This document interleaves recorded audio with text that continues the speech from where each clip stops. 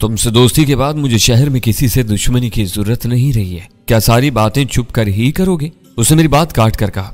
अब तुम्हें अंदर आने में क्या दिक्कत है? जाहिर है कि हम तुम्हें मारकर अपनी मौत को दावत देना पसंद नहीं करेंगे।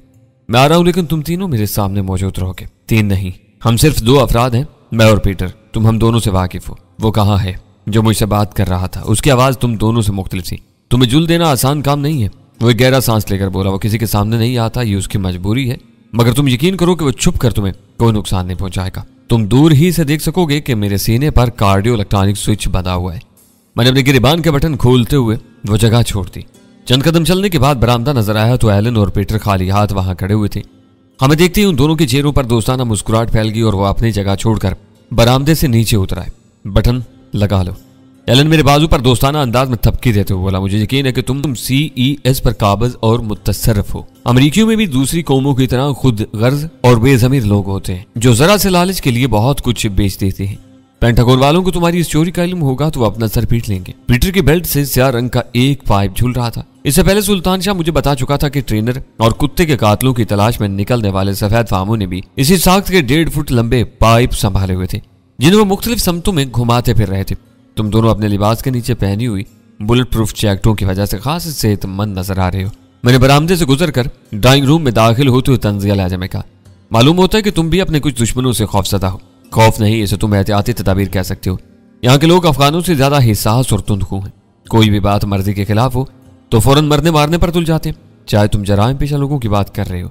मैंने सिगरेट सुलगाने के बाद कहा, यह हालात के दबाव और मायूसी का नतीजा है। जराइम पेशा जरूरत से ज्यादा सफाक और खूनखार हो गए हैं। आम शहरी बुजदरी की दलदल में धंसते जा रहे हैं, जैसे इन्हें अंदर ही अंदर को खौफ खाया जा रहा है। हमें यहाँ पैर जमाने का मौका मिल गया तो इन हालात में तवाजुन पैदा हो जाएगा। वो आहिस्तगी से बोला। अभी हर शख्स गैर मुल्कियों को शक को शुबे की निगाह से देखता है। आज यहाँ होने वाला खून खराबा भी ऐसे ही वहशियाना रद्द-ए-अमल का नतीजा था। नहीं, मैं उसकी बात पूरी होने से पहले ही उछल कर खड़ा हो गया और पीटर से मुखातब होकर सख्त लहजे में कहा, खबरदार, अपना हाथ इससे हथियार से दूर रखो। वो अपनी बेल्ट से झूलते हुए स्याह अहनी पाइप से छेड़छाड़ करने का इरादा कर रहा था। मेरे रद्द-ए-अमल पर उसने बुखलाकर अपना हाथ दोबारा गोद में रख लिया। यह हथियार नहीं, एक कारामद आला है। एलन ने वजाहत की, इसकी मदद से सिर्फ 10 फुट के फासले से बारूदी मवाद, हत्ता के रिवाल्वर वगैरह की गोली तक की मौजूदगी का पता चलाया जा सकता है। हैरत है कि तुम्हारी इस काबिल रश्क आले ने हमारे बारूदी थैले की इतला नहीं दी। इसका स्विच ऑफ है, इसे ऑन करने की इजाजत दे दो तो इसकी कारकर्दगी सामने आ जाएगी। रहने ही दो, मैंने खुश कराया जब मैं कहा, हो सकता है कि किसी दूसरे स्विच की मदद से इसे किसी मोहलक हथियार में तब्दील किया जा सकता हो। तुम्हें मुझ पर जरा भी एतमाद नहीं है। उससे भरपूर अदाकारी करते हुए कहा, हालांकि तुम कार्डियो स्विच की वजह से बहुत महफूज हो। मुझे देखो कि मैं किसी हिफाजती बंदोबस्त के बगैर कितनी बेखौफी से तुम्हारे सामने बैठा हूं। बुलेट प्रूफ जैकेट मेरे सीने को बचा सकती है, लेकिन मेरा सर और चेहरा बिल्कुल खुले निशाने पर है। मुझे बस यह तवक्का है कि तुम खुद चलकर मेरे पास आए हो तो मुझ पर वार नहीं करोगे। अच्छा, दुश्मन लड़ाई में भी असूलों को फरामोश नहीं करते। मैं तुम्हारे इत्मीनान का सबब जानता हूं। मैंने जहरीले लहजे में कहा, और इसी बारे में तुमसे बात करने आया हूं। तुम ज्यादा देर तक इसे अपनी तहवील में नहीं रख सकोगे। उसके होंठों पर सुलगाने वाली मुस्कुराहट फैल गई और वह पूरा एतमाद लहजे में बोला, तुम्हारा अंदाजा 100% दुरुस्त है। वीरा एक जंगी कैदी है। अभी उसने मेरे साथ सिर्फ एक ही रात गुजारी है। चंद रोज में राम हो जाएगी। जब तक वो मेरी तहवील में है तुम मेरा कुछ नहीं बिगाड़ सकोगे। वो आने वाले दिनों में मेरे लिए कार्डियो स्विच का काम करेगी। मैं तुम्हें रास्ते से हटाकर पीटर से सब कुछ चुकलवा लूंगा। इस भूल में ना रहना कि वीरा को अपनी कैद में रखकर तुम मुझे अपने इशारों पर नचा सकोगे। उसके चेहरे पर दुरुस्ती के आसार उभर आए और वो सख्त लहजे में बोला, मेरी छत के नीचे बैठकर मुझे ही धमकियां मत दो। वीरा के बारे में सिर्फ मैं जानता हूं। मेरे बाद वो अपने कैद खाने में भूख और प्यास से तड़प तड़प कर मर जाएगी और कोई उस तक नहीं पहुंच सकेगा। अगर तुमने खुद को कार्डियो स्विच से बचाया हुआ है तो तुम्हारा साथी मेरे निशाने पर है। बदमजगी पैदा हुई तो सुल्तान शाह यहां से जिंदा वापस नहीं जा सकेगा। इसकी बात बहुत इश्तियाल अंगेज थी, लेकिन इसके जवाब से यह जाहिर हो गया था कि वो वीरा को कत्ल करने का इरादा नहीं रखता था। इसे जिंदा हालत में कैदी बनाए रखना चाहता था। मैंने फौरन अपनी खोपड़ी पर काबू पा लिया और कदर नरमी से बोला, वीरा के बारे में बदकलामी करके तुमने तलखी पैदा की है। तुम्हें मालूम होना चाहिए कि अब वो हम में से है। किसी में से भी हो, अहम तरीन बात यह है कि वो अब मेरे कब्जे में है। उसके बारे में कोई बात नहीं हो सकती। हाँ, तुम मेरे साथ काम करने पर रजामंद हो जाओ तो आगे चलकर कोई बात बनने का इम्कान पैदा हो सकता है। मुझे मालूम है कि तुम दोनों एक दूसरे को चाहते हो। अभी तक यही मालूम नहीं हो सका कि तुम कर क्या रहे हो और क्या चाहते हो। तुमने जिस तवातुर के साथ मेरे एक जिगरी दोस्त के असासों को नुकसान पहुंचाया, उससे यह जाहिर होता है कि फिलहाल तुम बेकार हो और तुम्हारे सर पर मुझे निस्तो नाबूद करने का भूत सवार है। तुम जिन लोगों को बेरहमी से खून में नहलाते रहे हो वो तुम्हारा सफाया चाहते हैं। उन्होंने मुझे सिर्फ माली नहीं बल्कि अफराधी कुव्वत भी मुहैया की हुई थी। तुमको यकीन करना चाहिए कि मेरे आने या ना आने से सूरत हाल में कोई फर्क नहीं पड़ता। कराची में तुम्हारे खून के प्यासों की तादाद बहुत ज्यादा है। अगर आज यहाँ एक हादसा ना हुआ होता तो तुम अंदर फटक भी नहीं सकते थे। मैं बिलावजह मासूम लोगों के खून से अपने हाथ नहीं रंगता। अगर तुम इनके लिए काम कर रहे हो तो तुम्हें जरूर मालूम होगा कि वो कैसी घिनौनी साजिशों में मसरूफ है। ये एक आर्जी काम है जो मुझे मिल गया, वरना मैं आज भी अपने पुराने मिशन पर काम कर रहा हूँ जो रास अलमेडा ने मुझे सौंपा था। कर्नल जैसी जोन्स तो अपने बेटे के कत्ल की खबर सुनने के बाद से सख्त किसी हालत में। अगर तुम ऐसा ताउन नहीं करना चाहते तो मेरा मुखलसाना मशवरा है कि तुम कुछ दिनों के लिए ये शहर छोड़ दो। यहाँ तुम घेर कर मार दिए जाओगे। मेरे खिलाफ तुम्हें किन लोगों ने मैदान में उतारा है? मैंने पूछा। इस खुले हुए राज से हर एक वाकिफ है। मुझे शुबा है कि बदरू दादा को भी तुम ही ने मारा है, क्योंकि वो तुम्हारे खिलाफ मेरा साथ दे रहा था। ये कि इत्तेफाक नहीं हो सकता कि तुम उसके कत्ल के चंद घंटों बाद मेरे सामने बैठे हुए हो। मैंने उसकी बात की तरदीद करने की जरूरत महसूस किए बगैर कहा, बदरू दादा के मारे जाने के बाद तुम्हारे सारे हमायती कहाँ गायब हो गए? तुम्हारे बयान के मुताबिक इनमें गैर मुल्की भी थे। बदरू अपने किसी चांदने वाले से जाती इस्तेमाल के लिए अलग किस्म की चर्च लेने गया था कि मारा गया। उसके आदमियों का ख्याल था कि मैंने मुनासिब हिफाजती तदाबीर के बगैर उसे अपने किसी जाती काम से बाहर भेजा था। वो अपने बास के कत्ल की जिम्मेदारी मेरे सर थोप रहे थे। यही तलखी बढ़कर तसादुम की सूरत इख्तियार कर गई। मकामियों ने बेरहमी के साथ मेरे गैर मुल्की हमदर्दों को गोलियों की बाढ़ पर रखा तो उन्होंने भी अपने हथियार संभाल लिए। पुलिस की आमद का इम्कान पैदा होते ही सब फरार हो गए। तुमने पुलिस वालों को तो ये कहानी नहीं सुनाई होगी। मैंने पूछा। इनसे जो कुछ कहा गया वो काफी रहेगा। मेरे हमदर्दों के हाथ बहुत लंबे हैं। मुझे उसका बखूबी अंदाजा है। मन तंजिया का कुरंगी की गारमेंट फैक्ट्री में तुमने पुलिस वालों का लश्कर भेज ही दिया था। मेरे सितारे अच्छे थे कि उन्हें नाकाम लौटना पड़ा। मेरी इतलात के मुताबिक तुम चंद खुफिया सरकारी इदारों के लिए काम कर रहे हो। हैरत के पुलिस वाले इस बात से बेखबर हैं और तुम्हारे पीछे पड़े हुए हैं। तुम्हारे नजरियात का तजाद तुम्हारी बातों से वाज़ेह है। अगर मैं सरकारी मुखबर या कारकुन होता तो पुलिस वाले मेरे करीब भी नहीं आ सकते थे। तुम्हारी इतलात बिल्कुल नाकस और नाकाबिले एतबार है। मुझे हैरत है कि तुम मफरूर इश्तिहारी मुजरिम होते हुए भी शहर में इतनी आज़ादी से दंदनाते फिरते हो। किसी किस्म की सरकारी पुष्टपनाही के बगैर ऐसी दीदा दलेरी नाकाबिले फहम है। माफिया वालों ने कराची में सिविल इंतजामिया के आज़ाद ख्याल अरकान को फांसने के लिए की क्लब कायम किया हुआ था। इसके जरिए मैं भी बास बड़े अफसरों की कमजोरियों से वाकिफ हो गया था। जरूरत पड़ जाए तो वो बेचारे आज भी हर तरह मेरी मदद करते रहते। तुम चाहो तो इसे मेरी सरकारी सरपरस्ती कह सकती हो। जाहिरी तौर पर ऐसे रंगीले अफसरान मेरे सामने बिछे जाते हैं, लेकिन वो भी सिद्ध के दिल से मेरी मौत के ख्वाहिशमंद है। मगर मैं इनके सीनों पर मूंग दलने के लिए कभी कभार इनसे मिलता रहता हूँ। ब्लैकमेलिंग। वकालत से होंठ सुकेट कर बोला। गैर कानूनी कामों में ये सबसे बदतरीन काम है। मैं बाजारी औरतों की दलाली को भी इससे एक दर्जा ऊपर समझता हूँ। चिगासराय से पेशावर तक के सफर में तुमने सादालू अफगानों को जिस तरह ब्लैकमेल करके लंबी रकमें ईंटी थी, इसके बारे में तुम्हारी क्या राय है? वो ब्लैकमेलिंग नहीं, कारोबार था। वो लोग मेरे कोस्टर में लाखों की मालिकियत की हेरोइन और हथियार स्मगल कर रहे थे, तो मुझे अपना हिस्सा वसूल करने का पूरा हक हासिल था। मगर वो बहुत दूर की बात मालूम होती है। हालिया दिनों में मेरे माली वसाइल जरा सुस्त हो गए हैं। हम इधर उधर की बातों में उलझे रहे तो बहक कर लड़ पड़ेंगे। हमें काम की बात कर लेनी चाहिए। मैंने उकताहट का मुजाहरा करते हुए कहा। तुमने अब तक ये नहीं बताया कि तुम्हारी असल मसरूफियात क्या होती है। मैं फ्रीलांसर हूँ, अपना शिकार खुद मारता हूँ और मौज उड़ाता हूँ। अगर तुम खुफिया सरकारी इदारों के लिए काम नहीं करते तो फिर शी, माफिया और दूसरे सरगर्म गिरोह से तुम्हारी दुश्मनी क्यों चलती रही है? तुम्हारी शोहरत ही यह है कि तुम अपने इलाके में किसी भी सिंडिकेट को पनपने नहीं देते और आखिरकार उसे भगाने में कामयाब हो जाते हो। शायद तुम्हें यह मालूम नहीं कि यहाँ शी को जमाने वालों में मेरा भी नाम शामिल था। चोर बाजार में चर्च की मसनूई किल्लत पैदा करके हेरोइन की खपत मैंने ही पैदा की थी। वो पुराना डैनी कहाँ है? उसने मेरी बात काट कर सवाल किया। मुझे उसकी तलाश है। मैं अब भी वही हूँ। मैंने सपाट लहजे में कहा। मेरा झगड़ा हमेशा वही रहा है जो तुम्हारा और चिगासराय से निकलने वाले अफगानों के दरमियान था। जब मेरे जरिए लाखों बल्कि करोड़ों की आमदनी हो रही थी तो मैं चंद हजार रुपए की तनख्वाह पर कैसे कनात कर सकता था? इन्होंने मेरी माली मफादात को ठुकरा दिया और मैंने इन्हें ठोकरों से उड़ाना शुरू कर दिया। तुम एक नई कहानी सुना रहे हो। उसके चेहरे पर हैरत की फितरी अलामात उभर आई थी। मैंने सुना था कि तुमने एक मुहिब वतन का रूप धार कर अपने मुल्क में बुराई के हर बड़े जरिए को मिटाने की मुहिम चला डाली थी, जिस एतबार से कामयाब रही कि शी को पसपा होना पड़ा और कुछ ही दिनों पहले माफिया के शराजा भी बिखर कर रह गया। अब पूरी मार्केट छोटे मोटे व्यापारियों के हाथों में है। काश ऐसा ही हुआ होता। मैंने हसरत भरी आवाज में कहा। इंसान में ऐसी तब्दीलियां अंदर से आती हैं। बदकिस्मती से मेरा बातिन अभी तक नहीं बदला। मेरी सरगर्मियां तुम्हारे सामने हैं। शायद तुम यकीन नहीं करोगे, लेकिन ये एक तल्ख हकीकत है कि पाकिस्तान में शी के लगाए हुए जिस पौधे को मैंने शबो रोज सींचा था वो आज एक तनावर दरख्त का रूप धार चुका है। आज यहाँ आधे करोड़ से ज्यादा मर्द, औरतें और बच्चे हर रोज 16-17 टन हेरोइन मुख्तलिफ हालतों में इस्तेमाल कर जाते हैं।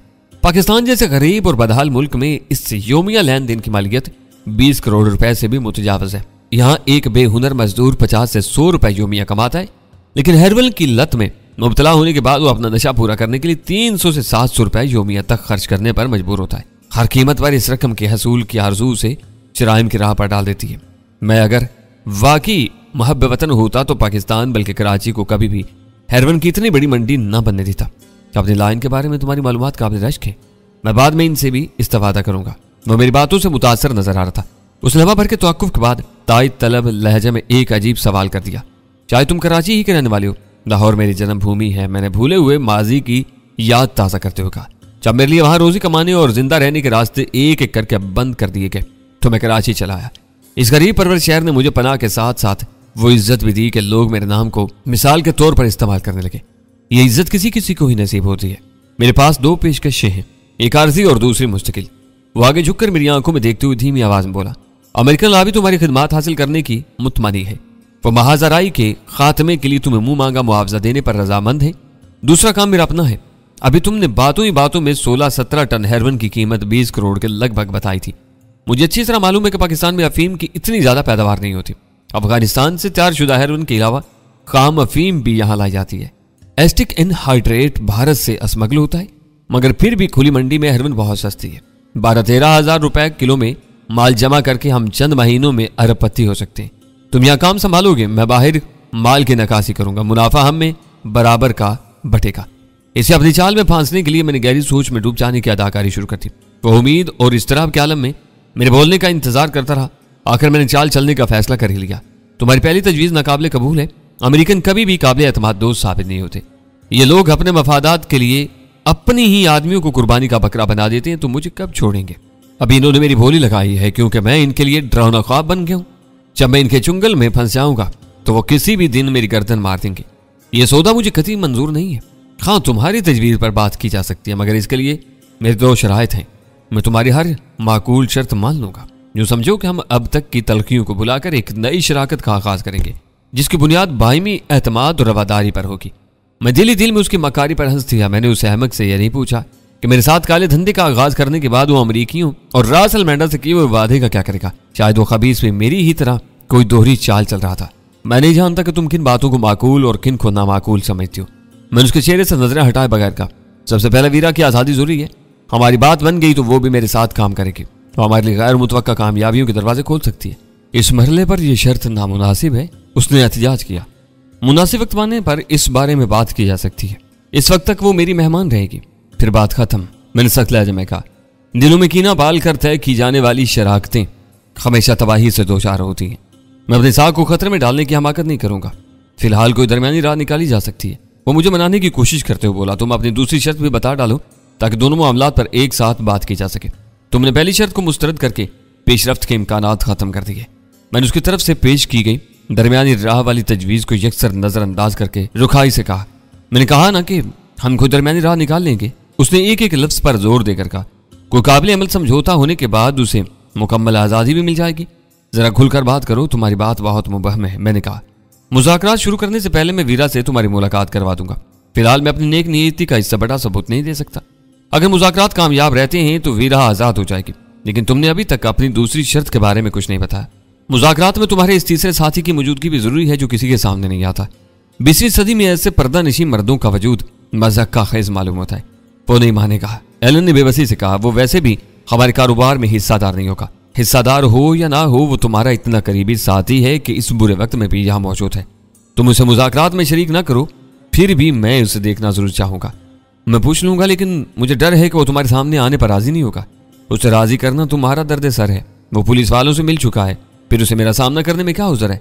अगर वो 18वीं सदी का कोई नकाब पोश मुजरिम है तो नकाब लगाकर मेरे सामने आ सकता है। मैंने एलन का मायूसाना रद्दमल देखते हुए अपनी शर्त में थोड़ी सी तब्दीली पैदा की। बुरा न मानो तो मैं भी कुछ कहना चाहता हूँ, एलन ने आहिस्तगी के साथ कहा। मेरा ख्याल है कि अब तुम्हें भी बोलने का हक इस्तेमाल कर लेना चाहिए। मैं पीटर का आईनी पाइप इस्तेमाल करना चाहता हूँ। तुम्हारा ख्याल दुरुस्त ही था। इस आले का स्याह बटन ऑन किया जाए तो ये बारूद का सुराग लगाकर सिग्नल देने लगता है, और सुर्ख बटन ऑन किया जाए तो ये एक तबाहकुन टाइम बम में तब्दील हो जाता है। इसे कहीं भी फेंका जाए तो ये सिर्फ 30 सेकंड के बाद फटकर तबाही फैला देता है। इसके जरिए तुम्हारा तहला चेक करना चाहता हूँ। मैं तलख अंदाज में हंस पड़ा। इसका मतलब है कि तुम्हें मेरे दावे पर शुबा है। चलो तुम भी अपना अरमान पूरा कर लो, लेकिन इसके बाद यह आईनी डंडा मेरा हो जाएगा। मुझे नित नए बारूदी शोबदे करने का शौक है। कालबन ये अमेरिका का बना हुआ है। हमारे दरमियान तनाव और सर्दमहरी में काफी हद तक कमी आ चुकी थी। मैं अपना खेल खेल रहा था और एलन शायद ये आस लगाए हुए था कि मेरी नजर सानी शुदा शराइत पर अमल करके वो मुझसे दोस्ती का वादा करेगा और मुझे कार्डियो स्विच अलग करने पर आमादा करने की कोशिश करेगा। इस मुसीबत से निजात पाते वो हम दोनों पर मौत के थाने खोल सकता था। वो थकान देने वाली सर्द आसाबी जंग थी। मैं एलन का जहन पढ़ रहा था। मेरा ख्याल था कि एलन मेरे अज़ाइम पूरी तरह नहीं भाप रहा था और इस जोम में मुब्तला था कि वीरा को कैदी बनाकर उसने मुझे बुरी तरह बेबस कर दिया था और मैं अपनी जान का खतरा मोल लेकर ही उसके मस्कन में जा घुसा था। पीटर ने अपनी बेल्ट से एक चर्मी तस्मे के जरिए लटका हुआ स्याह पाइप उतारा तो मेरे साथ सुल्तान शाह भी पूरी तवज्जो से उसकी जानिब निगरान था। पीटर ने वो वजनी पाइप उतार कर चर्मी तस्मे के नीचे लगे हुए स्याह बटन को सरका के यूं ही पाइप का दहाना चावल और चीनी के थैले की तरफ किया। पाइप में से तेज बिप की आवाज उभरने लगी। इस आले के लिए सुल्तान शाह के थैले में दस्ती बम मौजूद थे। हम दोनों की जेबें भी खाली नहीं थी। इनमें चंद दस्ती बम और बारूदी सुरंगें और इनके साथ ही गोलियां भी मौजूद थी। पीटर ने तेजी से पाइप का रुख बदलकर हम दोनों का भी जायजा ले डाला। इस आले से उभरने वाली बीप सिग्नल सुनकर उसके पुछरे पर मायूसी फैल गई। पीटर ने स्याह बटन को वापस सरकाया और फिर वो पाइप मेरी तरफ बढ़ा दिया। पाइप नुमा आला वाकई काफी वजनी था। तुम यहीं बैठो, मैं अपने तीसरे साथी से तुम्हारी शर्त पर बात करके आता हूँ। चंद सानियों के बाद एलन ने अपनी जगह से उठते हुए कहा, तुम्हें कहीं जाने की जरूरत नहीं। मैंने फौरन ही उसे रोक दिया। मैं पीछे वाले नीम तारीख कमरे में काफी देर से किसी की मौजूदगी महसूस कर रहा हूँ।